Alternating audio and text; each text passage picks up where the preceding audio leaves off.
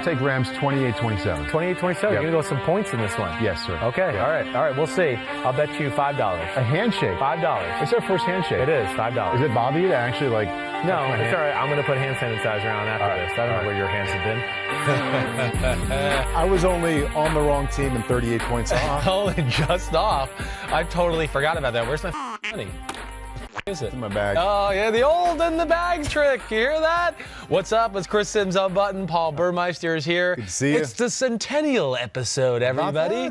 Number 100. Did you know before you came in today? I only knew because, oh, that's so Where's great. Al Roker? Can we get a damn new picture of me? Is this the only picture we have?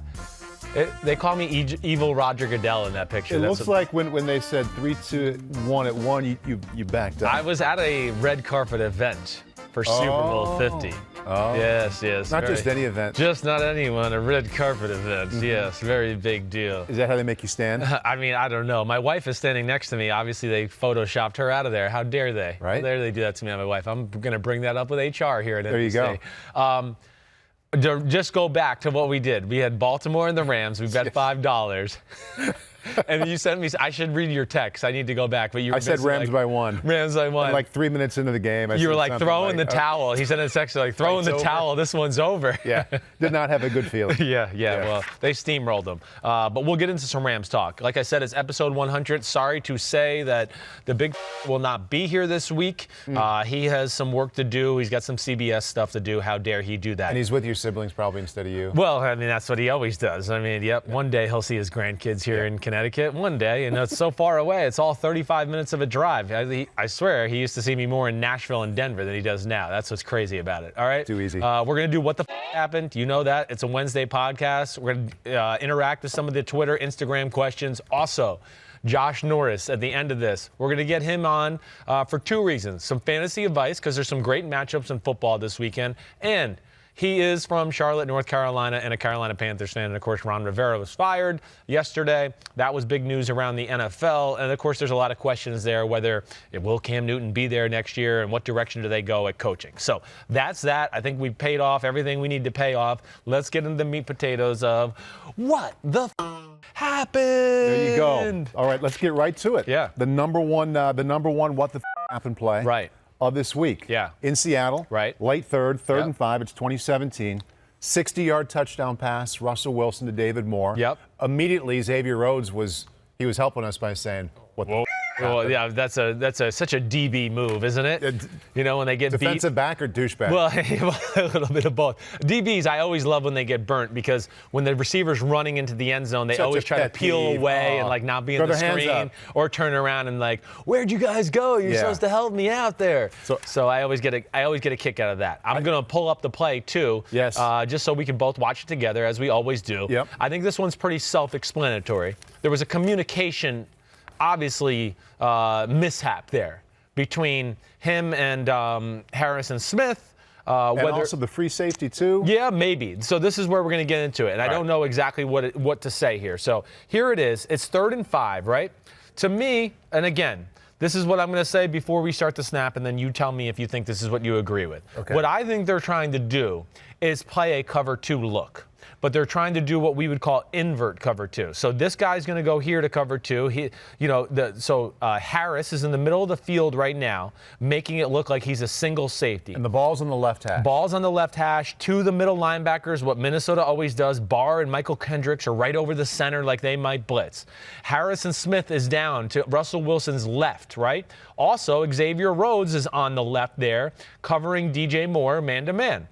So what they're trying to do, because this is a very Mike Zimmer look, they're trying to make Russell Wilson and the Seahawks, hey, Harrison Smith's going to blitz. Oh, no, we got to adjust. He is. They're trying to make it look like it. They want him to adjust the pass protection to where now they're trying to pick up the free safety blitz, and maybe one of the guys that blitzes through the middle, the linebacker, comes scot-free now because you've slided out to the free safety blitz, right? If that makes sense. I hope it does to everybody out there. So they're basically trying to trick Seattle's protection a little bit, and then when the ball snapped, they basically are going to go, oh, it's not really a blitz look. And what I think they're supposed to do I think Harrison Smith is basically trying to take the job of the cover 2 corner, right? And Xavier Rhodes somewhere got lost in translation that he needs to get back to be a cover 2 safety. He's almost switching his role. Usually Harrison Smith's the cover 2 safety, and Xavier Rhodes is the corner down there playing cover 2. Well, this is just a little change-up, and that's why, you'd call it, we call it 2-switch. 2-switch, meaning the safety and the corner have switched their roles. But I think basically what happened is he never got the call.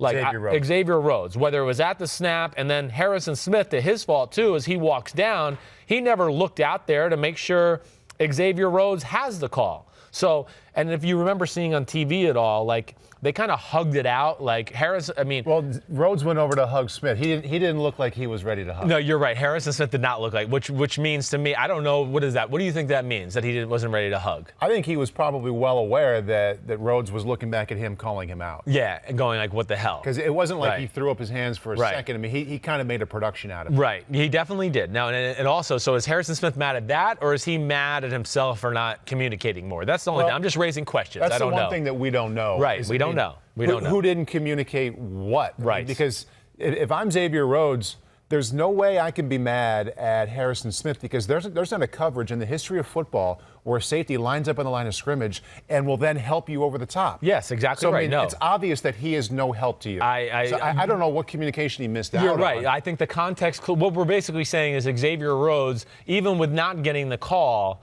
should have the context clues to go, wait, the guy that's the safety that's usually behind me is right to my left. Yes. And I shouldn't be playing 2 yards off and on the outside edge of the receiver at the snap, right? So to me, I think that's what happened. I also thought, take it back to the beginning. Sure. I also thought that at the beginning of him being upset, that he was upset with the free safety because he's the only one that's beyond 10 yards off the ball to snap. But it becomes very obvious as Wilson takes the snap, he's no longer maybe in the middle of the field, maybe playing the middle third. He's playing that cover 2. He's playing the cover to the other side. He cheated way over there, so it was very apparent also that he was not going to be of help. Yes. So did 2 people not get the right call? I don't think so. I think it's just Xavier Rhodes. Exactly. I do. Yeah, I do. I totally do. And then when you watch it on film and see the end zone copy, he turns around as an Xavier Rhodes, and he looks back towards Harrison Smith here. So look, he's seeing he's raised his arm, but he looks back that way, because Harrison Smith is down there.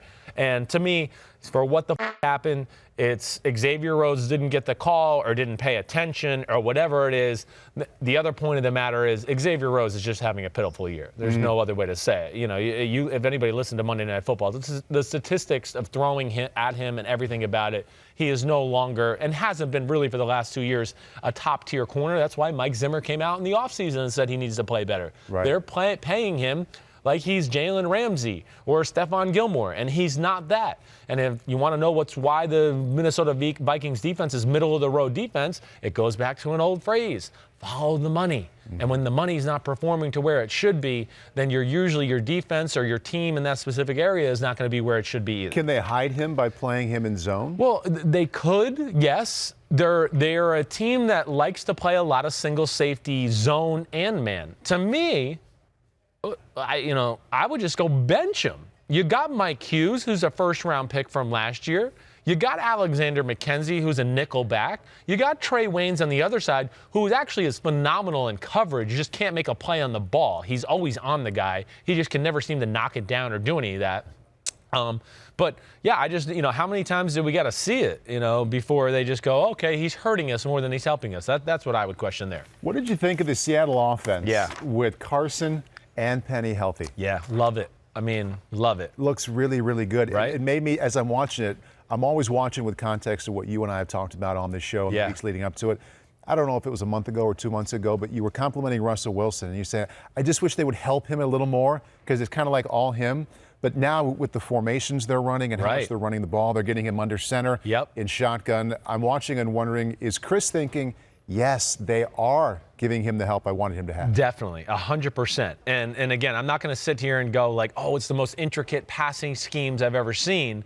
But to what you're saying, the 2 running backs, the 6 offensive lineman sets are creative within the boundaries of how Seattle likes to play football, which is we're going to smash your face in with the run game, and then Russell Wilson's going to run some play action, some boots, and we're going to attack you deep downfield when he drops back to pass. Like, that's what they do, right? You don't see a lot of, like, 4- and 5-yard completions out of Seattle. It's like they either drop back really deep and he throws a screen, or they drop back really deep and he throws the ball really freaking deep. Right. You know, that's kind of what they do. And that puts a lot of stresses on defense because their O-line is big, it's overpowering, it's well coached.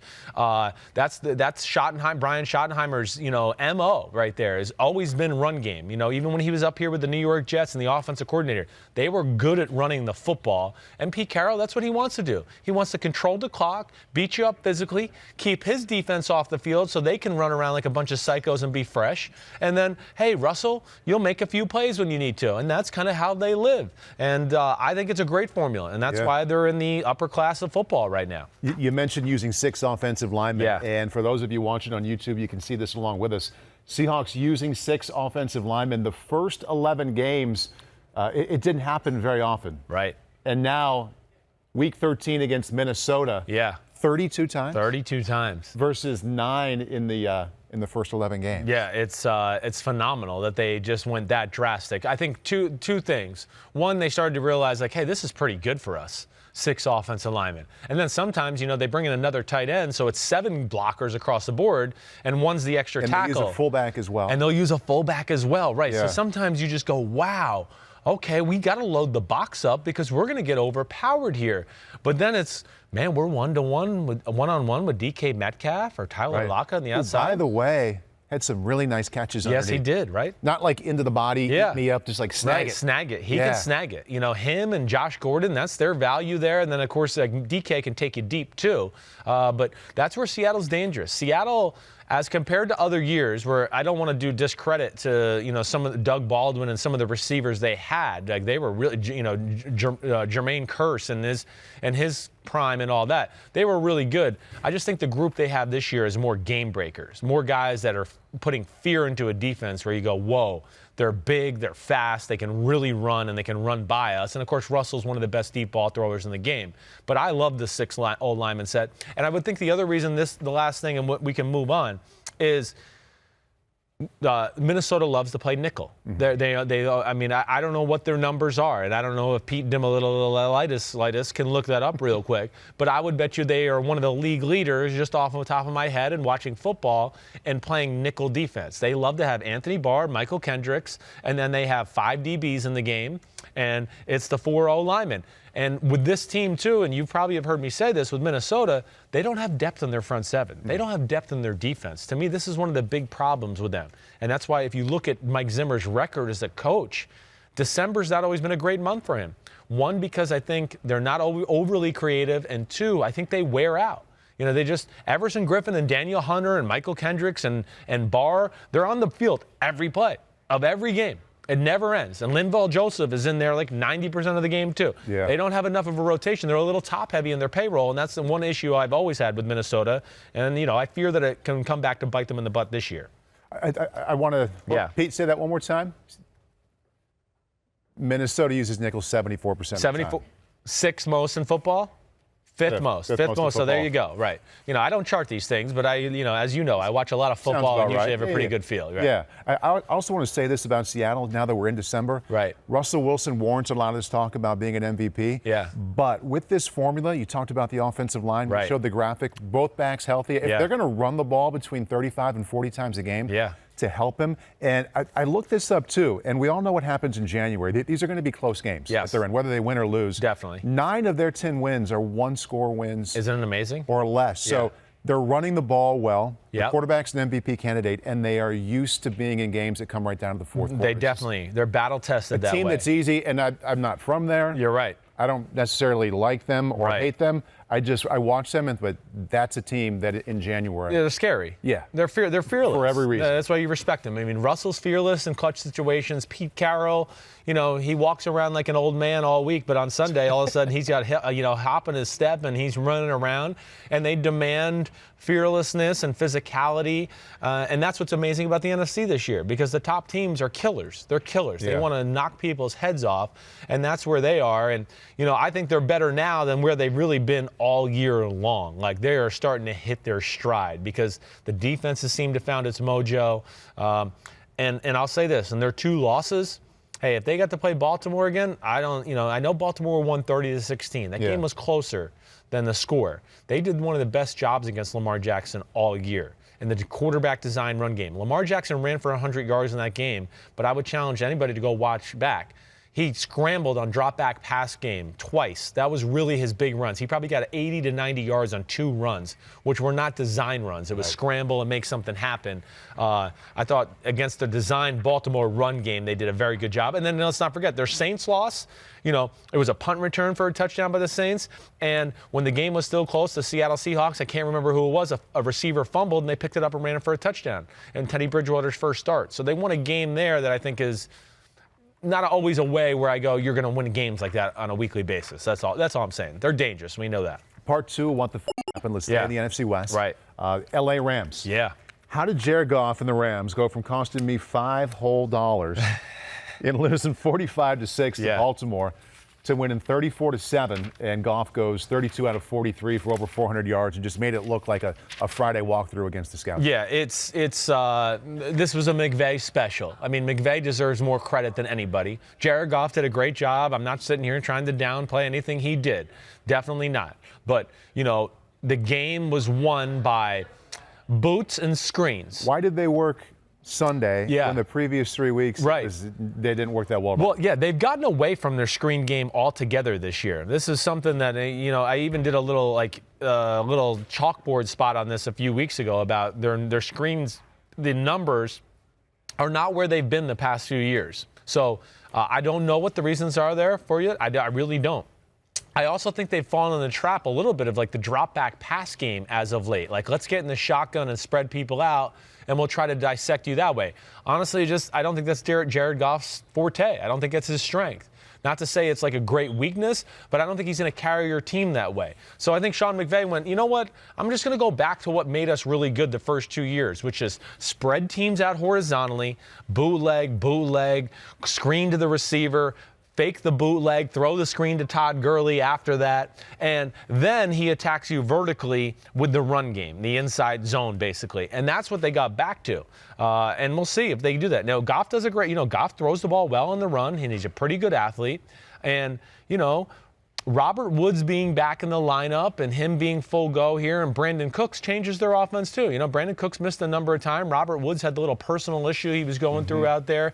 Those are guys that are important to this team because they play 11 personnel, as we've talked to about a lot. But found a lot of easy completions for them. Yeah. Right. I mean, it was easy. I mean, there wasn't a lot of many throws down the field or anything like that. He kind of managed the game, and Goff did what he was supposed to do. It was a lot of the intermediate. I say intermediate, I say between 15 and 20. Yeah. And underneath, and if you can picture it, kind of in between the numbers. Right. So that it wasn't outside, it wasn't deep. I wish I had a chart. It was a lot of between 5 and 20 yards, crossers and end routes. Guys not wide open, but guys open by a step or two almost. Definitely. All the time. It wasn't high-level throws or plays. You're right.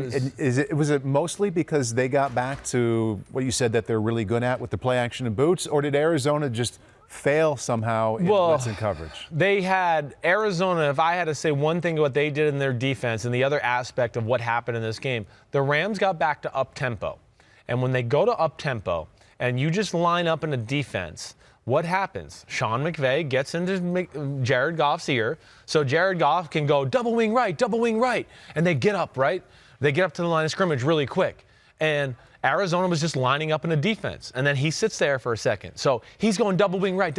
Everybody's lined up with 28 seconds left on the play clock. Now, Sean McVay has 13 seconds to go, oh, they're playing this? Okay. Hey, Jared, let's go fake 96 Seattle, naked left, Z over on one. And then Jared goes, hey, fake 96 Seattle. And then they have a code word, I'm sure, whatever it is. And fake 96 Seattle, blah, blah, blah, blah, blah, blah. And he tells everybody, and then he goes, set hut, and they run it.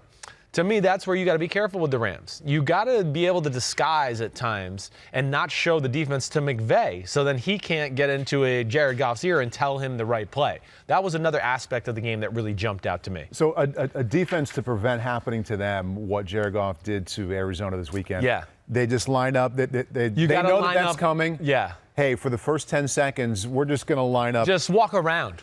That's why they had trouble with Baltimore at times, because Baltimore's walking around and you're like, what the hell are they doing? Yeah. And then, what McVay tries to do against Baltimore in that game, he tried to quick snap them a few times. Let's get them up to this line and we'll just call a play and snap it, because now they'll have to line up in a defense, right, to do that. But Baltimore's one of those defenses that has a lot of defenses where they just walk around. Right. And he couldn't crack the code that night. Right. So that's kind of what happened that night. And this is, just what it was an interesting piece of this puzzle. So then my next question is, why didn't they watch more of the Baltimore, Chicago, Pittsburgh game? Now, I know those are good defenses, but in those 3 games, and I had to go back, and I'm not that good at math. Yes. I had to go back and double and triple check. If you add up, okay, we're talking about 3 games with the Rams offense. Right. You add up number of Rams wins in those 3 games. Yep. And don't look at it. No. Oh, yeah. Okay. Sorry. And number of Goff touchdown passes. Oh, I'm not going to look at it that. In the Rams. The 3-game span. Right. It's a plus. So wins, Goff touchdown passes. Okay, all right. So Goff touchdown passes or off of play action passes? Just or touchdown passes. All right, in the 3 wins. No. In the previous 3 games. Yes, previous 3 games. Previous 3 games against the Ravens, the Bears, and the Steelers. Okay. If you take the Ram wins as a team, the Goff touchdown passes, and put those 2 numbers together, what's the total? Ooh. Gosh, in those games, I was going to say he's only I couldn't remember a touchdown pass really actually. 1. It was 1? 1. Jeez. That's incredible. It's incredible. For any offense. It is incredible. Yes. Let alone the Rams. Yes, it is. It is. Well, again, it gets back to something you and I have talked about a lot this year. Sean McVay needs to reinvent himself to a degree. Also, he played. But you said, reinvent himself. Yes. I think of one thing. Yes. Getting in the lab. Right. You said they did well because they got back to what they've always done. Yes, they got back to what they've always done. It's a great formula. Okay. My big thing is, this is what we have to remember. The 3 games where they really struggled, they played 3 top-level defenses. Those are good defenses. There's no doubt about it. And especially when you get into the Ravens and the Pittsburgh Steelers, they do a lot of what we just talked about. They stand around, you don't know what they're doing. And then you snap the ball and you go, whoa, it was a totally different defense than I thought it was about to be. Yep. So that's where they trick you a little bit. They tried to do some of it against the Bears, but also I think what hurt them in some of those games is no Cooks and no Woods, too. We got to take that into account. Yeah. And I don't know why they got away with it. And to me, in some of those games, too, they just got shotgun happy. Like, let's spread him out, and Jared will make the right throw and the right decision. And to me, that's just not the strength of their team. So I guess what I'm saying is I don't have the answers to your questions there. I don't know why they got away from it. Yeah. But I do know that, and I wrote this in my notes, and I don't know if you noticed, but one of my last lines here is, Cardinals don't know if they watched Rams film before this. Like, did they watch what had happened? Isn't it a copycat league? No matter what position you're coaching. See, to me, that's where I always get into, like, game plan specific is more important now than ever before. You can't just come out in games and go, this is what we do, and we're going to do it and not mess up. Great. But they have, like, high-level professionals on the other side. And when you always make them feel comfortable and going, oh, I know what they're doing, they're going to be comfortable, and then they're going to make plays. And that's what happens to them. And my other thing is, too, what I think has helped them a little bit is, and last thing, and I know we'll move on again, is their 2 guys on the right side have changed their offense a little bit. The rookie, 73 Edwards, and the right tackle, 71 Evans, are upgrades from what they had there. You know, they are a little bit better road graders in the run game than Havenstein, and I can't remember who the right guard was before that. So, to me, that's another thing that's kind of helped their team as they've gotten used to playing, and because they are rookies and gotten graced up here. I see little moments in each game, and I saw a lot of them the other day where they dominated some people in the run game. Yeah. Right. Before we move on, you said you didn't have the answers, but, I mean, I think you gave some pretty good insight. I hope so. Number 1 with the Rams offense, you said they got back to what they've always done. Yes, they did. And that worked. And number 2, if you're playing the Rams coming up, don't commit to what you're playing right away, because you're playing into their hands with their pace and the way Sean wants to call them. No doubt. You got to disguise a little bit. You answered pretty well. Yeah, okay. Good. Kansas City, Oakland. Yep. Chiefs, 40. Raiders, 9. Looks good. Right. It was an easy win. What's going on with the Chiefs offense? And it could be, hey, they've been awesome. Yeah. Or you could throw up a flag and say, I'm not sold on these guys right now. Yeah. Well, I think my big take with the Chiefs right now is, of course, it's not hitting on all cylinders to what you're saying. It's not. I also think, just from watching film, I think they're tinkering with their offense right now. And I think they realized, like, hey, you know what? some of our shotgun pass game, we're reinventing the world from last year and 50 touchdown passes and all that. Just like we talked about with Sean McVay, the NFL's caught on. It's been more than a year and a half now to where everybody's gone, okay, they like to run these routes. It doesn't matter what the formation is. This is kind of how they attack you. You can do all these bells and whistles and smoke and mirrors and all this before the snap. But really, when they snap the ball, they still end up in these areas. So what are teams doing this December that they weren't doing last All right. December? So first thing I want to say, and I think we have the graphic, Pete, right? I had a few little drawings just of like what I wanted to show people do. Like, this is not intricate stuff. But for anybody who's listening and not watching on YouTube, basically what I wrote is like 4 little pass patterns that the Chiefs do, and it just shows that people can play areas against them. You don't necessarily have to play the player. It's not intricate routes. I don't know if you were on with me or not with Dad a few weeks ago saying the Chiefs are not a route-running football team. They just run, right? It's a deep cross and a post over the top with another shallower cross underneath it. Or it's, 3 receivers to the right, and the inside receiver runs a deep cross, and then the slot receiver runs a grow, and the outside receiver runs a go, and then the single receiver to the left runs a short cross underneath it. It's a lot of that type of stuff to where you can go, great, they faked the speed sweep and this guy went in motion, but at the end of the day, they're all ending up kind of right here. And I think that's what's happened to them more than anything. And I think they are in the process right now. In the game I saw alone, or just even the last few weeks, they're underneath the center more. They are trying to run the ball a little bit more. They're trying to throw screens a little bit more. I do think they're trying to change their approach a little bit because they've realized we can't just line up in the shotgun. And this has changed for the better because I think it's a change for the better. I do. I think it's a change for the better. It's not going to look pretty at first, but I think they're in the process of kind of trying to figure out how they want to tie it to all together. I just seen glimpses of it each week the last 3-4 weeks to where I go, ooh, I think they've realized that like we might not be able to be the Patriots and the Ravens just getting in the shotgun and just throwing that attack at them all the time. You saw it when Matt Moore was playing. Matt Moore, I think, really started That's what started it, yeah. And forced them to get under the center, and they knew, like, we can't ask him to make some of the throws Mahomes makes. Now, the other thing is, too, what they do is amazing. Some of their best plays are broken plays. That's just the greatness of the Chiefs. It's just, oh, shit, this guy ran a wrong route, and Mahomes is drifting around, and he just says, I don't care. Oh, Kelsey, you ran the wrong route on 3rd and 10, but you're in the middle of the field. I'll just throw it up to you sidearm, and you'll jump up and get it, and it doesn't matter, and they get it. I mean, the touchdown run he has, this is like everybody's covered, but he just kind of buys time, and then all of a sudden it clears out, and he runs touchdown. Hey, it's amazing. They're almost more dangerous when the play is broken than it is when it's actually executed. But I think they realize they might not be able to beat the Ravens and the Patriots this way this year, that they're going to have a little more meat potatoes to their offense and make people think when they play them. And I think that's what they're trying to do, and I commend them for that. I think it's going to be an advantage when all's said and done. And we normally don't spin it forward and talk about what we think might happen this coming weekend. But because we're talking about how teams are defending with success or without success, and because they are playing the Patriots this weekend, what do you think? What do you think Bill will do? Yeah, well, Bill did last year in the AFC Championship game. He pulled out a game plan that nobody's ever run in the history of football. Remember this, where I talked to you about? They played man-to-man. They played 2 linebackers in the middle. And if the back came out of the backfield, whatever linebacker was outside took the back, and then the other linebacker spied Patrick Mahomes. But they played man-to-man with a single safety deep in the middle of the field, right? So you got 4 guys covering 4 guys as far as the tight end and the 3 receivers. Jason McCourty would play the middle. Devin McCourty, right? Devin's the free safety, 32. Devin's in the middle of the field, and he basically went and doubled Tyreek Hill the whole game to where it became cover 0. And if you remember, Kansas City scored 0 points in the first half of the AFC Championship game because I think Kansas City was like, what the f are they playing? I can't figure this out. Would he do the exact same thing again? I think he will dabble in it a little bit because he dabbled in it in the Super Bowl against the Rams. He did it a handful of plays where he just said, I'm going to call their bluff that they just won't figure this out. It's so crazy that they won't, and we're kind of talented, and the hell with it. That's where Belichick's amazing.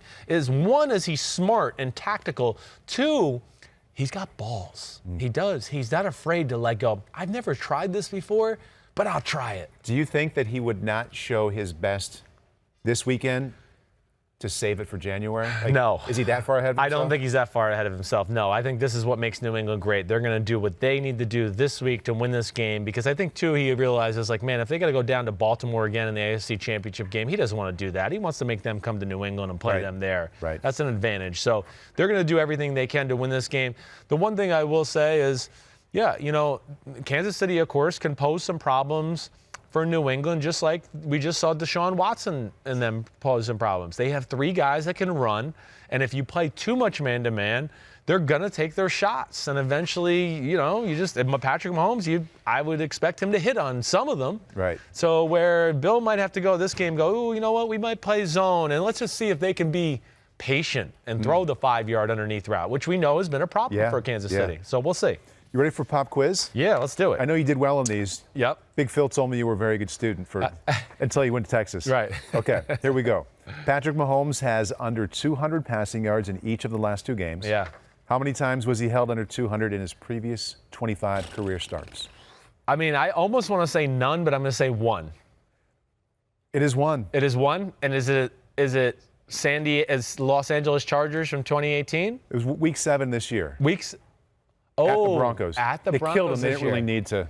Whoa. And he got hurt, so that doesn't even count. He got hurt. That's the patella kneecap game. Yeah. That's the patella game. Yeah. Damn, that's amazing. I'm gonna add to that though. In their 4-0 start, right, he was well over 300 every game. Yes, he was rolling. was. They made it look easy. Right. He hasn't been over 200 yards in a Chiefs win since. Yes. Part of that, you can have fun with numbers. You can make them look how you want, but sometimes they relay a pretty good message too. They do. Is it because teams are playing them differently? Is it because Patrick isn't playing as well? I'm just throwing stuff out there. No, I get that. No, I think to what you're saying, what would really kind of jump out to me more than anything is, so you said the first 3 games. I think Detroit and Indianapolis. The first four. Yeah, he threw for 300, but I think Detroit did a pretty good job in that game of kind of going like, hey, this is what they run and this is what they do, and you can take away some of this stuff. And then the Colts built on it, let alone the Colts kind of play a system like the Chargers do, where they drop 7 a lot and they play a deep zone, and then they dabbled in some man in some certain situations to go, oh, when they get in this formation, we kind of know what they're going to do when we play man. So they felt good about it. And going back to the routes we just showed, if anybody's watching on YouTube. And then it was the Houston Texans, who, again, Romeo Crennel, I think, played areas in that game. He saw, like, a little bit of what Matt Patricia, so teams started to copycat and go. Of course. And that's where I think it kind of, they lost their way a little bit. I think the league caught on right around that time to start going, hey, why are we doing this or that? When they get in these formations, they're kind of ending up here. So let's stop, compromising ourselves for lack of getting too technical here. And I think that's what went on. And how often are you seeing or noticing teams play man against them? I feel like it's man in certain formations and certain personnel sets where they start to go, okay, I think this is where we're going to get a lot of verticals. And if we can just stay by them, we're basically going to say, okay, take your shot, but we got a pretty good feel of what you're going to do, and we know where to cheat the safety and do things like that. And would I be lying to say, Mahomes misses a play every now and then, one with just a throw? Okay, he missed Travis Kelce on a throw against the Raiders up the left sideline. I mean, it's a 50-yard touchdown pass. He's allowed to, though. He's allowed to, right. And also I think there's a handful of plays where, he just, the guy deep is there, and he took the crosser. He just got off it a hair quick or whatever else. So I guess what I'm saying is Mahomes isn't totally playing his best right now. And I think that's because teams have caught on to them and they've lost their mojo. But, they are a team, but I would just say to everybody, watch out. We're all not talking about them. I know, and they could be one of those, because the defense is quietly playing better. I know it's not going to be like a statistical, oh, my gosh, they're shutting teams out. But they are better. To where I would not be shocked if we saw New England, Kansas City in a defensive battle this weekend. Yeah. I would not be shocked if it was 20-17 or something along those lines. Nothing about New England's offense leads exactly. So who's going to tell you? I don't think they can blow anybody out. Right. So Kansas City's going to be able to hang in there with New England's offense, and I think New England's defense, of course, is going to hang in there and give Kansas City a lot of problems. Take the under is what you're saying. I think so. I mean, I wonder what it is. I don't even know. Dim a little lightus. What is the over-under of that game? Enlighten us. Because I'm interested to know that one. That's actually a very interesting one. Right? Yeah. And then, okay, I got some business to pay off here. What do you got it? We're waiting. 49. Wow, 49. So they're thinking it's going to be like a 24-23 type of game, 27-21, maybe somewhere in there. Why don't you let it ride with a giant $5? You want to do it? Yeah, I'll take the over. You'll take the over, and I'll go the under? Okay, deal. I like it. Let's fist bump. I don't know where your hands have been. We shook last time. Yeah, I know. I don't know where your hands have been. Under the table. Okay, right. Exactly. Where have they been? All right. I want to tell everybody about a cool thing I am doing, and that's Campbell's Chunky Chats. I've really enjoyed it so far. I had some great interviews with some great people and great NFL players. And really, it's really cool, and I really respect Campbell's and, Campbell's Chunky Soup for giving me the platform to make some of these interviews. Throughout the rest of the season, I'll be sitting down with former NFL players as we discuss the many ways that football is family. In the latest interview, I got my old teammate, Rondé Barber, and we talked about a lot of stuff. He's the legendary corner that I played with on the Tampa Bay Buccaneers forever and ever. I think he's a Hall of Fame type player. And, of course, we had a talk. It's football, it's family. Well, yeah, of course we got to talk about his damn twin brother where they're crazy and do like the exact same stuff. So I just want everybody to take a quick listen to that. First off, I mean, you're both studs. We know that. Yep. Who was better at those early ages? I will be very honest and answer this question and say it was definitely Tiki. Right. He came out of the womb bigger. Just had a little more muscle, girth. Girth and strength, and he was faster than me. Yeah. So he was bigger, faster. I'm not going to say smarter, but he was way smarter than me. And he just had that innate ability. You know, when you start talking about older athletes, and he's got this natural, instinctive, innate stuff about him. Right. He had that at early ages, like most kids do. I don't think I necessarily had that. Yeah. As we got older, I think I worked at it more. Right. And learned how to specialize my athleticism, if that's a term I can use. Yeah, certainly. And because of it, I became a better athlete. And so towards the end of my career, you can ask Tiki. He'll say, yeah, no, Ronnie could do stuff I couldn't do. Hall of Famer? I think he's a Hall of Famer. Yeah. I do, yes. I mean, just between, he was a nickelback. He's in the 20-40 club. I mean, he's got a lot of, really cool stats to go along. Not only was he a centerpiece of a really special defense. I mean, that was a special defense. Him, Warren Sapp, Derek Brooks. I mean, that was one of the better defenses of that generation. And he was a marquee player playing in a position that now is very famous. He was ahead of his time. That nickel can blitz, can stop the run, can cover. How often were they in nickel then? Oh, a lot. I bet you we were one of the teams that led football in that. We really were. I mean, it was Derek Brooks and Shelton Quarles at linebacker, and they could really run. It was in front four, and then we played Tampa 2 or cover 3 press bail. Then that's another story within itself. Cover 3, the Seattle cover 3 came from the Tampa Bay Buccaneers. Oh. That's where it started. Who would have known? Tampa 2 started the cover 3 match. It did. That's where it started because they started to go, we play cover 2 too much, and people started to figure it out. And this is where it became about. But for anybody, again, I want to thank Campbell's Chunky Soup for this.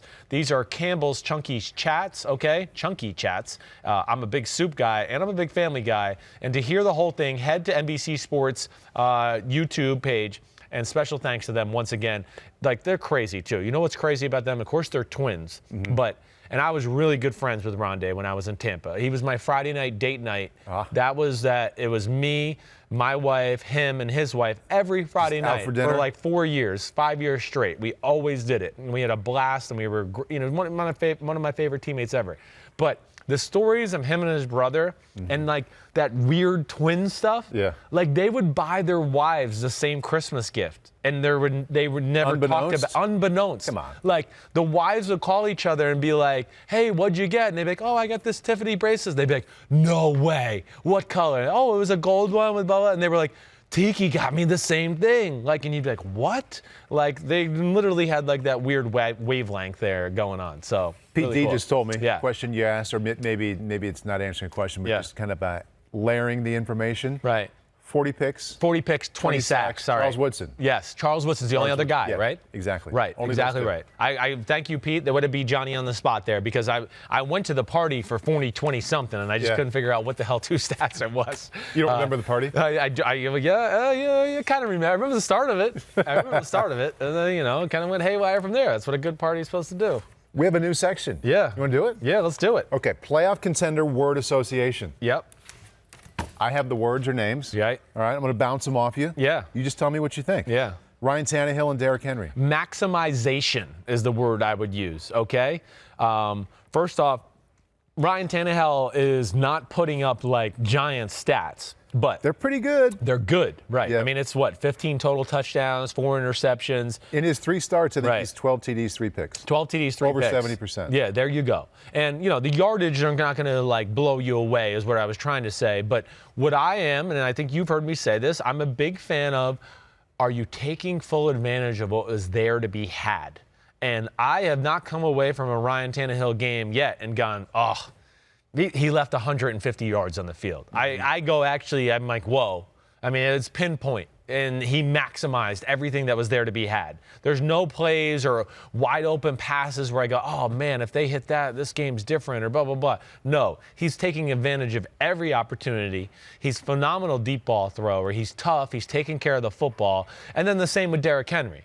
Derrick Henry's the same way. You just give the guy a little crack or a seam, like, good night. If you let him get rolling downhill, have fun. I don't care who you are as a linebacker. I mean, he's a freaking night train. Right? Yes. Yeah. And then he's got the ability, too, to just slightly slide and move to where, oh, I thought I was going to hit him square, but now I only have an arm around his waist, and he runs through that like it's not even there. Yeah. And that's that. They maximize what's there to be had, both of them. It's kind of a formula, and I don't think they're as good. Yeah. But it's kind of a formula like Seattle where you don't need your quarterback to throw for 350. No. If it's working the way they want, right. If Russell Wilson or Tannehill goes 20 or 30 for 225, that is awesome. That's how they want to play. Exactly right. Exactly right. And Derrick Henry's been averaging 160 in this 3-game win streak. It's amazing. So they're not as good, but they've got a formula now. They've got an identity that works out pretty well. It does. I think that's exactly right. They make you defend the whole field in their own maybe not sexy way. Right. Again, they make you defend the whole field, which is always the start of a good team.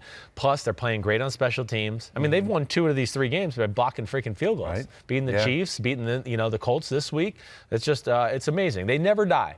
And that's a credit to Mike Vrabel and a lot of the players down there. Pete D just gave me another great piece of information. Yeah. You want it? Yeah. All right. It's not trivia. Right. It's a confirmation of a word. Maximization is a word. It is a word. Yeah. Good. I thought it was, but you can never count on me. I'll make up my own words. It's a nice way to end that one. Yes. All right, moving on. Playoff Contender Word Association. Josh Allen. I want to think of the right word here. I really want to say, can somebody take notice of what we're seeing here? That's 8 words. I know it is. So what do I want to say? What am I trying to say? What I want to say is if Baker Mayfield or Sam Darnold were the quarterback of this team and they were 9-3, everybody like, oh my gosh, this is so amazing. Yeah.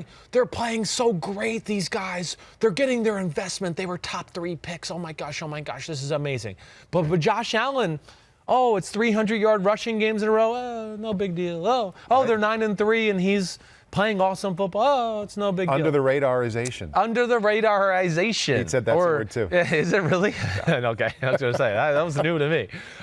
But he got on the big stage of Thanksgiving football, and I hope people took some notice to see the guy's got some special ability. Did you see or take notice of, and I know you did. Yeah. It was one of my favorite highlights when he was kind of rolling out to his right a little bit and kind of threw it back on the in route a little. It was the one that ended up scoring the touchdown. Did they score a touchdown? Yeah, the Cole Beasley one. That's the kind where you've been eating all day, but you still sit up and be like, whoa. Yeah. Right. He did that. He had the other one where they were backed up in their own end zone. He ran to the right. And Joe Buck was even like, and Allen throws a laser. Because it's like, holy crap, you can't even see it on the screen. Yeah. Let alone his 4th and 1 quarterback sneak. That was a snap. A bad snap. They fumble it. He picks it up and then just goes, raw. It doesn't matter. I'll get the first down anyways. And I mean, he's running over D linemen and linebackers. That's the Tropic Thunder. That's Tropic. Yeah, right. But he's had those kind of plays. He's had the wow plays, even back when he was driving a little bit crazy. Yeah, where he was mixing in the great talent, but the what are you doing? Right. He's kind of eliminated the what are you doing kind of thing. He has. 7 picks in the first 5 games, okay? Right. You kind of expect that for a guy who plays that way. Sure. 1 in the last 7. There you go. And I bring that up because it goes well on top of what you said about, hey, if some of these other guys with a lot of talent and play a little reckless sometime were producing the way he's producing, it would get talked about more. I just don't get it. That level of efficiency deserves pointing out. It deserves pointing out. He's the quarterback of a 9-3 football team. It's the second best record in the AFC. And he's doing it with, like, Isn't that crazy? Well, again, I want to say, like, I mean, are his receivers better than Mohamed Sanu and Julian Edelman? No. Are they? No. But he's making plays and doing it happen. And, like, you know, it's not like he's doing it with big talent, too. And that's where I want to go, like, come on, people. Give the guy some credit. Can he get on the national stage or the radar a little bit? Is he the best part of that team?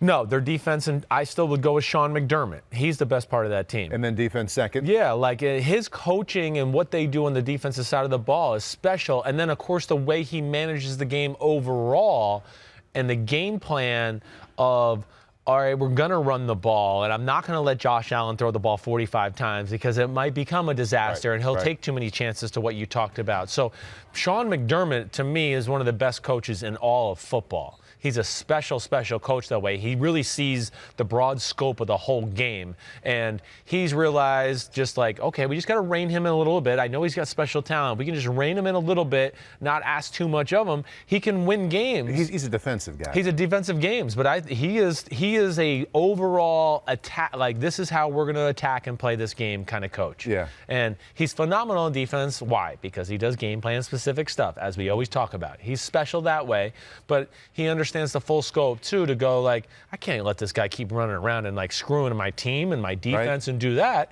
If we just rein him in, he'll make a few plays every game that are special, and it's almost like, again, we're going back to this, Russell Wilson again a little bit. We'll play defense, we'll run the ball, the guy's kind of special, he'll make a few plays. It's like how Seattle won early in their career. Early Russell Wilson. Now Russell, if they have to drop back and throw it 50 times, he's going to be fine and might not throw any interceptions. But at this point in Buffalo, it behooves the head coach to prevent him from being too much of himself. Yes, if he's throwing it 40 times, then you're asking for a disaster. Yeah. Right. You're asking for it. Duck Hodges.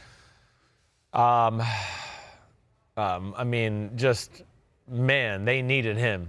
Goose, duck, goose. They needed him. Okay, that's what they needed. He gives them just a little bit more at the quarterback position. He gives them just enough. Just enough. Exactly right. It hasn't been that much. No. It just hasn't, like previously, it was terrible for It was a while. terrible. And they couldn't attack fine. down the, he's been fine. Right, exactly right. The best thing he does, I think, Paul, that jumps out to me is he's a really good deep ball thrower. Even a few of the deep balls he threw in the game that ended up being incomplete because DBs got their hand on it or whatever, like they were perfectly thrown. They were like right in the breadbasket.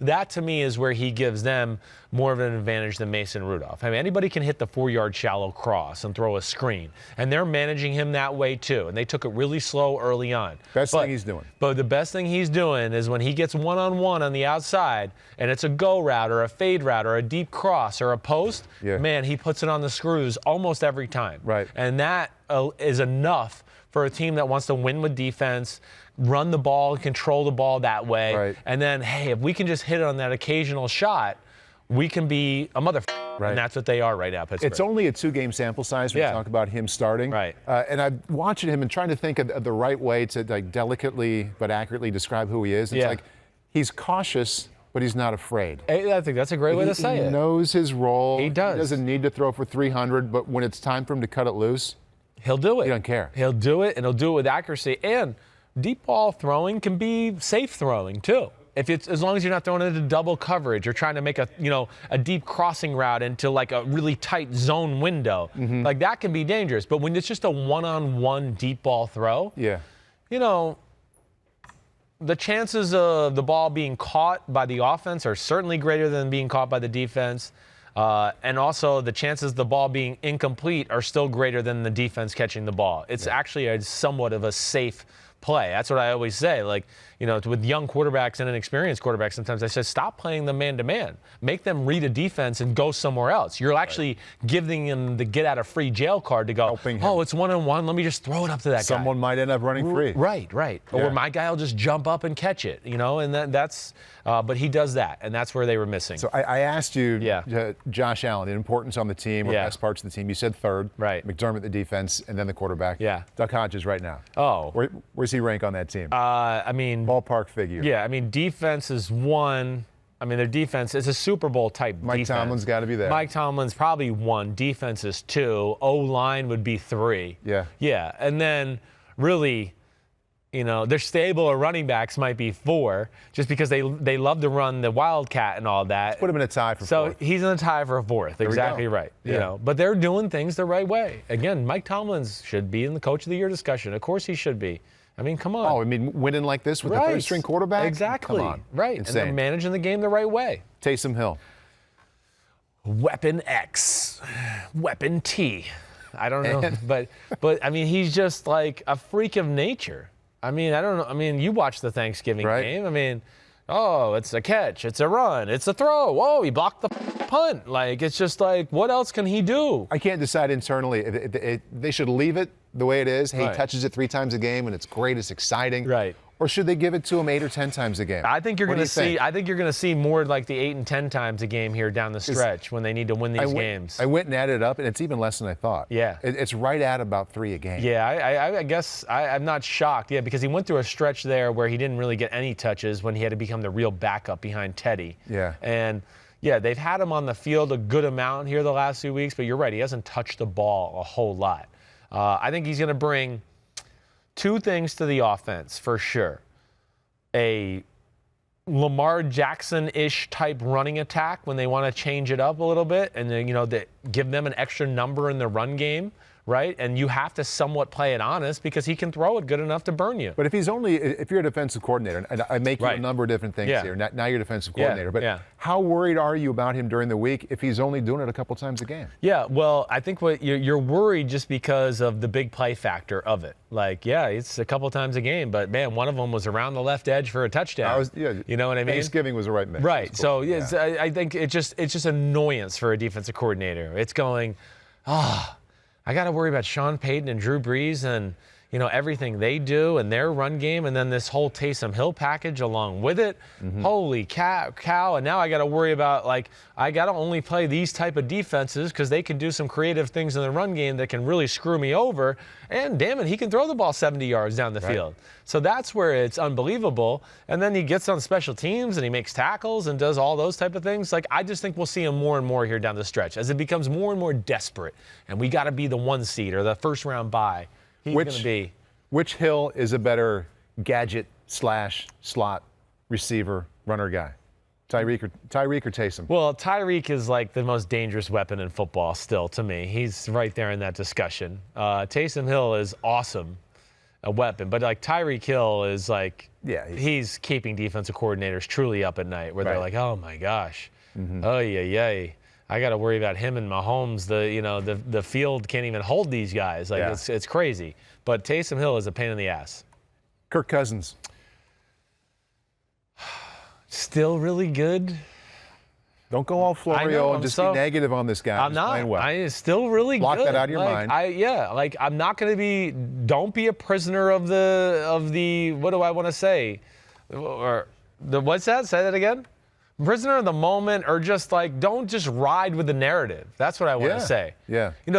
Kirk Cousins isn't the reason they lost that game the other night. No. He played well. He did a lot of really good things and did it in the second half without Dalvin Cook, no Adam Thielen on the field, and their offense wasn't the problem in that game. How many do you want them to score? Right. Their defense. I checked the rule book. The defense is allowed to hold a team under 30 points. They're allowed to. You have a problem with the last play? I do have a problem with the last play. I do. I just think incompletion to Irv Smith. Yeah, it was a play that plays into the scheme of what Seattle normally runs. Seattle wants to run the cover 3 press bail, right? So if there's 3 guys deep, then there's a 4-man umbrella underneath.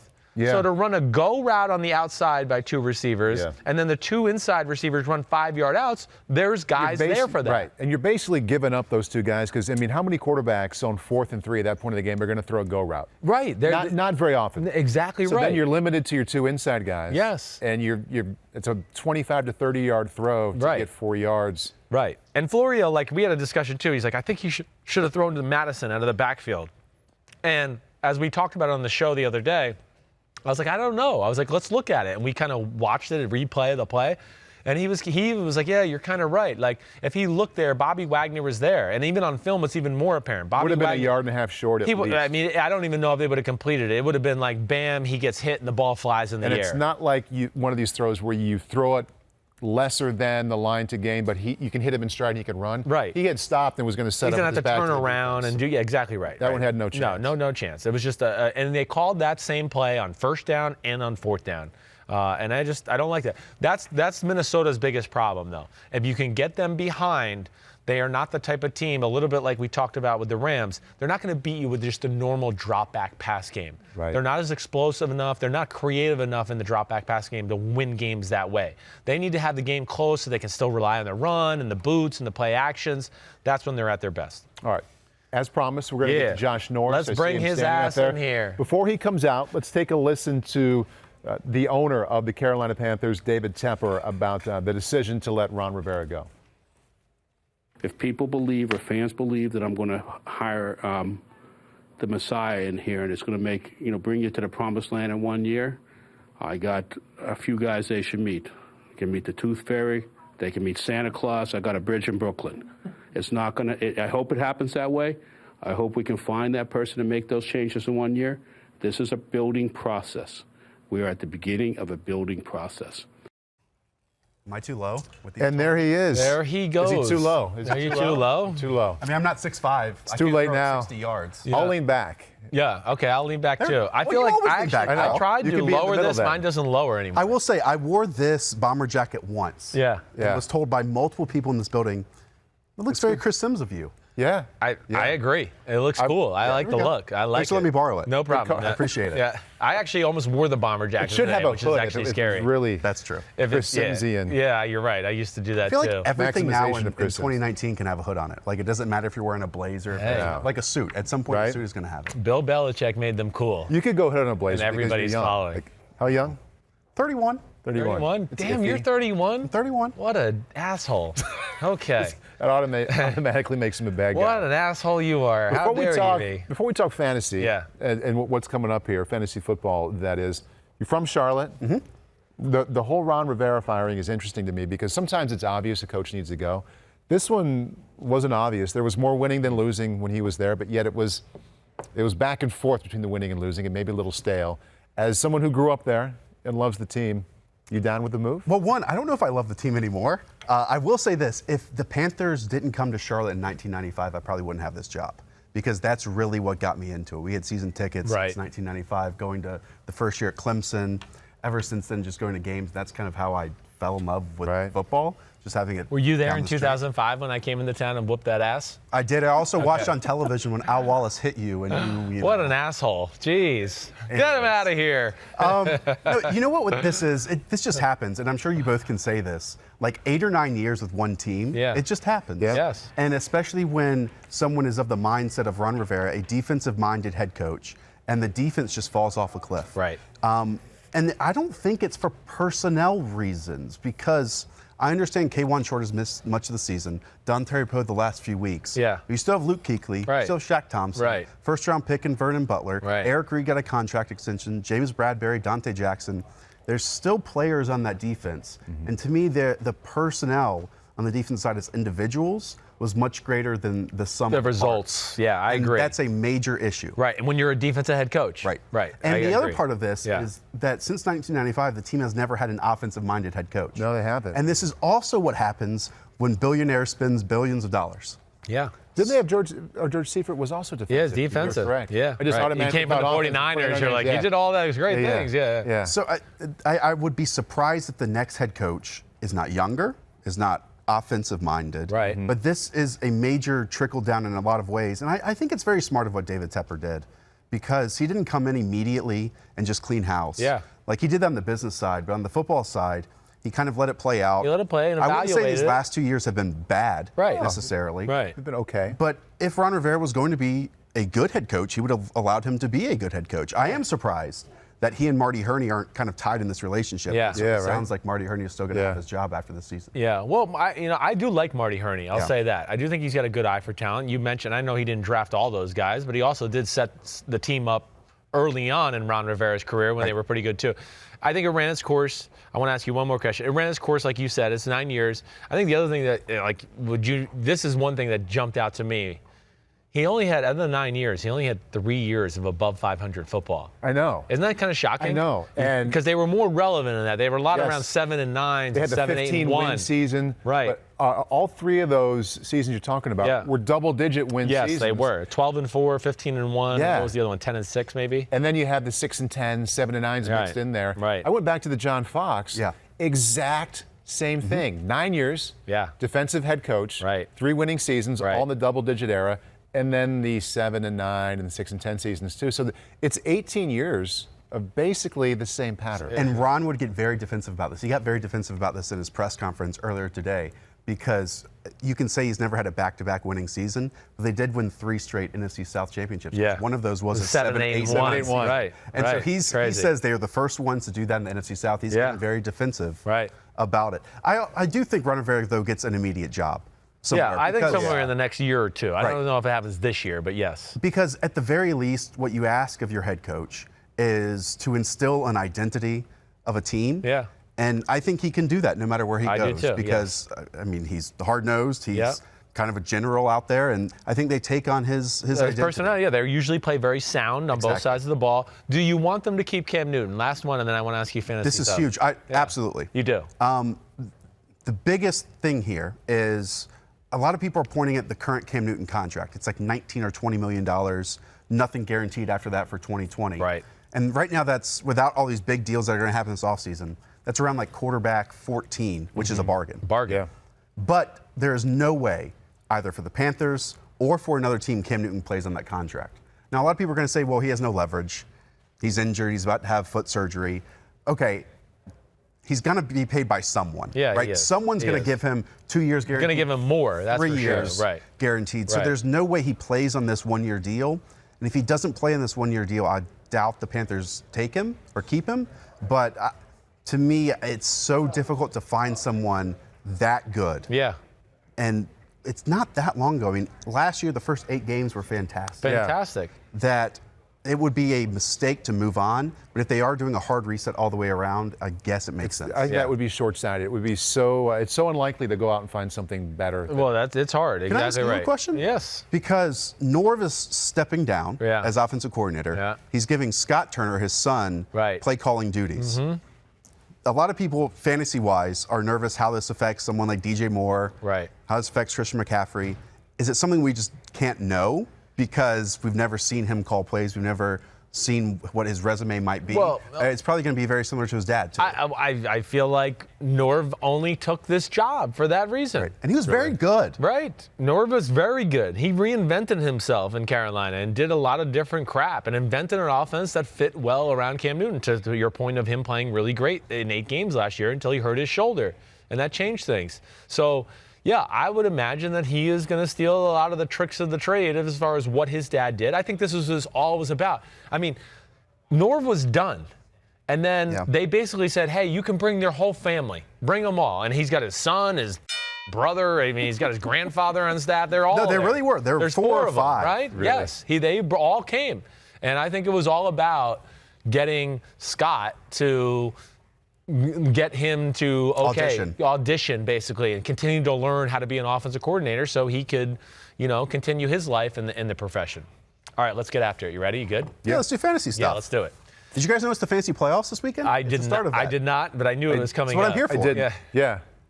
I only knew it after I knew Josh was coming on. Oh, yeah. Yeah, right. Yeah, just a coincidence that he's from Charlotte and Ron Rivera got fired. So basically the theme here is good offensive stars against good defenses here as the playoffs start. Okay, Chiefs offense at New England. Fantasy advice, football talk, what do you have? Well, it's a big deal. The last 2 weeks, Patrick Mahomes has thrown for less than 200 passing yards. Yeah.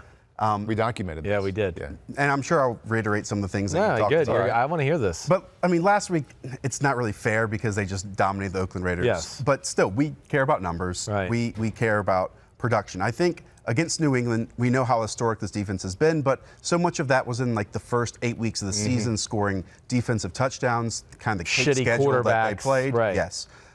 So now when you face someone like Tyreek Hill and Travis Kelce, you're still playing those stars no matter what. And you're still playing Patrick Mahomes. But Chris, I want to ask you this. Are you at all nervous about the lack of big plays, drive in and drive out, that the Chiefs have been unable to create, because they were certainly doing that last year? Right. And is the running game a part of that at all this year? Because there's a difference between Kareem Hunt being on the team and then 6 weeks of Damian Williams versus everyone being injured at all times. Yeah, well, I first of all, we talked about this a little bit. I think that the league had caught on to what they do, getting in the shotgun, some of the route combinations they've had. I just told Paul, and I even wrote a little diagram, if you want to throw that up there again, Pete, just of like, it doesn't matter what they do before the snap and all this. Like, their players kind of end up in these spots almost always. I see little combinations of these 4 patterns over and over, stuff. Right? Yeah, right. That's what I do. 3 in the morning. But I do think, and I think and I just think of what I've seen the last few weeks, they're a little bit of a transition of trying to change themselves and realizing, like, wow, what we did last year, we're not going to be able to beat the Ravens and Patriots just getting in the shotgun and throwing bombs with Patrick Mahomes. People have taken away the deep throws, like you've said. I think they are trying to get into the running game a little bit. Right. Of course, Kareem Hunt not being there. He was awesome in the pass game, too. He was the underneath threat that you had to worry about. So him not being there did hurt them, surely. But I think they're tinkering with a new formula, is my assessment. And I'm a little intrigued by Darwin Thompson. Who knows what his workload is going to be at all. But he's got a little talent. But if he is someone, because he showed in the preseason, and if he's someone that, because of all these injuries to Damian and Darrell Williams, if he can get 10, 15 touches attached to this awesome offense, that's someone you definitely want to at least pick up right now for your fantasy playoffs. Yeah. Not necessarily start him, but just have him on your bench. You're so, like, if you had like Mahomes, or let's just Mahomes, Tyreek, and Kelce, you're still starting those guys. You're still starting them. Okay. Yeah. Okay, that's all I was wondering. All right, that's well, we can keep it simple like that from now on. If you want. That works. No, but I was wondering, because do you start them? But you do in these games. Start them. Yeah. Okay. I'm glad you got that in, because we're moving on. Right. Fantasy headlines: Cowboys offense at Chicago. Yeah, and this is off that loss to Buffalo, which kind of makes me rethink my entire opinion on the Dallas Cowboys in some ways, and it's also off that loss to the New England Patriots where they just put up 7 points. Right. It's interesting because we talk about volume all the time. Volume isn't necessarily what I look for in quarterbacks. I look for efficiency. Right. But Dak's getting a ton of volume. Over his last, I believe, 4 games, he's averaging 44 attempts. It's too much. And I was going to ask you. 34, especially with Zeke behind. Exactly right. They have gone to where I was asking them to throw the ball and do more play action coming into the season, to now where I want to go, you're overdoing it. Right. First down, you're running for 8 yards, and then the next 3 plays we're throwing it. I don't understand it anymore. And I know you've been critical, and I have too, of Ezekiel Elliott this year in terms of his ability to break 20, 30, 40-yard runs, because they're kind of non-existent this year. Right. I thought his first half against the Buffalo Bills might be the best we've seen. I think so too. This season. And then to our point is, why didn't they continue to pound that rock a little bit? But yes. And I know a lot of people look at the Chicago Bears, who they have here in Week 14, the first round of the fantasy playoffs. And I think people still have this mindset of the Bears last season. Yeah. Just kind of the Patriots this year. Well, to me, this is why you don't build a team around historic defenses year to year, because it's not sticky. It can't be translated year over year. It's hard, right, to create the turnovers and do all that stuff. Exactly, because turnover is a lot of luck. It is.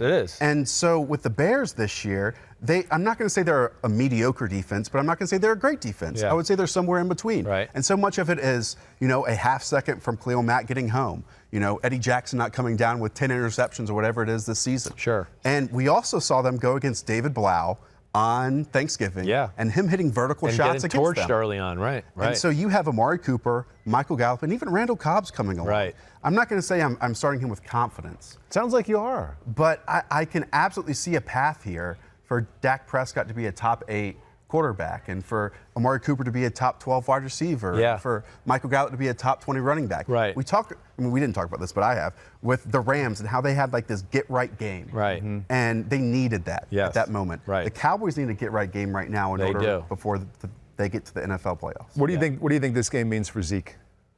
I still think he's going to get. I do. Do we get Akeem Hicks back this week for the Bears? He's possible. Yeah, and that's a major difference. Game changer, right? But and when the Bears have really struggled, and this just makes sense, but when they go against great offensive lines. Yeah. And while I'm not sure Tyron Smith is playing at 100%, or that whole offensive line is playing at 100%, still really good. And especially what we saw with Zeke against Buffalo, it would be surprising if we don't see him get 15, 18, 20 touches in this game. Yeah, they got to ride him a little more. I'm with you there all the way. He's not getting 20 combined. Right. Something's wrong. What worries me about, and why I would back you up just a little more with the football stuff, as far as like, I think I'd take Dallas's offense and some of those players too, is like, I still think the defense for Chicago, like you're saying, is very good. It's not as dominant as it was last year. And the other factor is that their offense is just that shitty this year. So it's hard when you're on the field every fourth play. It's 3 and out. Hey, we're back on. Oh, it's 3 and out. Oh, we're back on. Oh, it's 3 and out. Oh, we're back on. It never ends with Chicago. And I would think Dallas is going to shut the shit out of Chicago too, or not too, on that side of the ball. We saved the best one for last year. Oh, baby. All right, because it involves the Niners defense. Yeah. Yep. Saints offense. Yeah. What should be kept in mind from a fantasy point of view about this matchup? Ooh, this is a good one. I'm wondering if I should start with Start with whatever you want. This is your segment. The major concern is this. Yes. That this is not the game where you want to miss Andrus Peat at guard and most likely Teron Armstead at left tackle. Yes. Because what the 49ers throw at you in their rotation and their talent along that front four, front five, whatever you want to call it, is unreal. Yeah. And they have allowed some points to Kyler Murray at times, Lamar Jackson at times. Yeah. Some other mobile quarterbacks, and Aaron Rodgers, Russell Wilson. Right. Okay, Drew Brees isn't mobile. Yeah. But I will say this. I am getting more and more confident, unlike with the Cowboys, and this makes sense because of their record, more and more confident in where the Saints are as a team in general. Right. Because one, I've seen Drew Brees throw downfield a little bit more often. Yeah. He did that against the Panthers. Right. And that was something for the last couple of years we hadn't seen as much. But I also think they have two players that have been major difference makers for them, one on each side of the ball. Offensively, it's Jared Cook and what he's bringing intermediate and in the middle of the field. Yeah, he's come on lately. One extra weapon on top of Alvin Kamara and Michael Thomas. Yep. And then defensively, Marcus Davenport. And this is why they traded up for him in the draft. And just having, again, that one extra playmaker on both sides of the ball is really making me confident about the Saints team. Is Lattimore, is he healthy this week too? I think that's a possibility as well. Because he was an iffy 50-50 last They week. need him. I mean, to me, he takes their defense from being good to, like, one of the upper echelon defenses in football. Yeah. So that's an interesting one this week. So you would ride with Michael Thomas and all of them. And Kamara, and I would still go with Jared Cook. And we talked about this prior to the season. Tight end is still a complete wasteland. There's only really 8 tight ends that actually matter in fantasy football. And if you're in the bottom 4, you probably haven't made your fantasy playoffs. So if you have Jared Cook, and some people dropped him, if you've picked him up for the last 3 or 4 weeks, I really think he's a major difference maker. He is. In fantasy and in obviously real life football as we approach the playoffs. If I set the over-under for Saints points, 28. Over under, what do you got? I would have to go under on that. I'm going under too. I'm going under. I'm intrigued to see how this game plays out. I really am. I mean, this is going to be some hell of a game because these are, again, what I love about this is this is where I think the 49ers are the better team. I do. The Saints are scary and are very good. I'm just talking when I'm talking better, we're talking about the elite right now, and I'm being nitpicky. The one thing I worry about, the Saints haven't played anybody in 6 weeks. That's the one thing I would say. Now the 49ers are coming off a really physical game on Sunday, right? They've stayed out in the East Coast all week and all of those things too. But also, to the things you said, like that defensive line, it's special, all that. Offensive line, even though they don't have an Andrus Peat, and we'll see where Teron Armstead is and all that, they're still a good offensive line. It's two teams that pride themselves on being the bully. That's what I love about this game. I hated last week that it got ruined by the rain a little bit, the Ravens-49ers game. We don't have to worry about that this week. We're going to see these two teams at their best, killing each other inside the dome, and that's what I'm pumped for. But haven't they gone Seattle, Green Bay, Baltimore? Does that sound right? Well, they went I think they had Arizona in between Seattle. They went Seattle. They went Arizona, Seattle, Arizona, Green Bay, Baltimore. Right. So it's been a tough stretch, though, no doubt about it. And that's a lot of mobile quarterbacks. Yeah. Again, and now they certainly aren't. Not that, Drew Brees is some statue in the pocket. I mean, we still know how great he is. He can move around a little bit. In tight space, but it's nothing like Lamar, Kyler Murray, see some Russell Taysom Wilson. Hill, Lamar Jackson stuff, too. I know you guys were talking about Taysom Hill before this. It has been common on NFL Twitter to, discourage any use of Taysom Hill. Why not just embrace it? It's fun, right? And if Drew Brees gets excited about it, if Sean Payton gets excited about it, it's just fascinating to me that we're seeing more of it now than we did when Teddy Bridgewater was involved. Right. Well, he's not the backup anymore, so they can use the shit out of him now. They go, we got Teddy as the backup. This guy, let's run him up. Let's kill him. Pete, hit me one more time. Yeah. Why does NFL Twitter hate Taysom Hill? Well, they just hated, and Chris might agree with this, they hated that inside the 10-yard line, why do you want to take the ball out of Drew Brees' hands? Oh, of course, right. And why do you want to put it in a limited player's hands? Because you have a Hall of Famer who's most likely going to make the right decision no matter what you put in front of him versus Taysom Hill, who's a limited player. And it happened quite a bit. Yeah. Happened quite a bit. Yeah, well, I think I'm going to go with the guy that's going to be in the Hall of Fame as the coach, and he's got the right reasons to do it. So let's just trust him, Twitter, okay? I know we all think we know everything on Twitter. Pressed his button. But we got him. You know, I'm going to put you on the spot. Yeah. How dare you? Who do you think goes further this season? Because this might be an NFC Championship showdown. No doubt, whose team are you more confident in right now? I'm more confident in the 49ers. Now, again, this is minute. This is like, the New Orleans Saints, the 49ers, and the Seahawks are all so close. I still really believe in the San Francisco 49ers. And I know I try not to be biased. I do my best. Because I know Kyle Shanahan's my friend and all that stuff too. But haven't heard that. I just look at them and yeah, I think they're one of the most complete teams in football. I really do. And I think Deebo Samuel and Emmanuel Sanders have taken that offense to another level.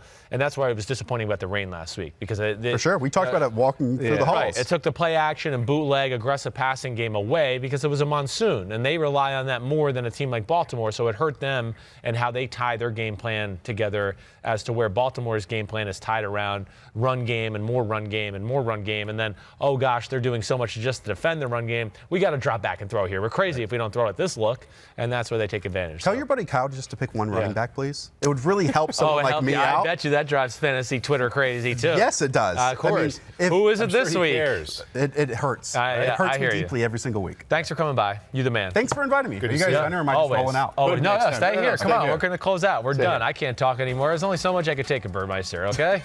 All right, peace out. No, you the man, Paul. Good to see you. You the man. Good to see you. Hope everybody enjoyed it.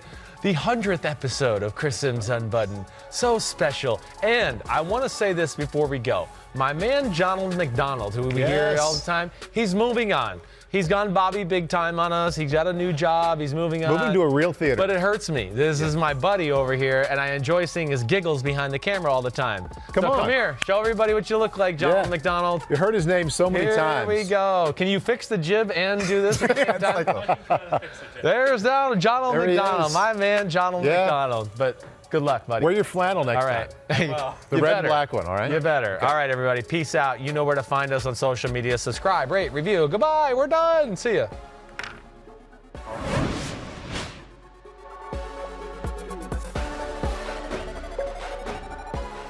Yo, what's up? Come on, man. Subscribe on YouTube to Chris Sims Unbuttoned Podcast. I need you. Please hit the subscribe button, please.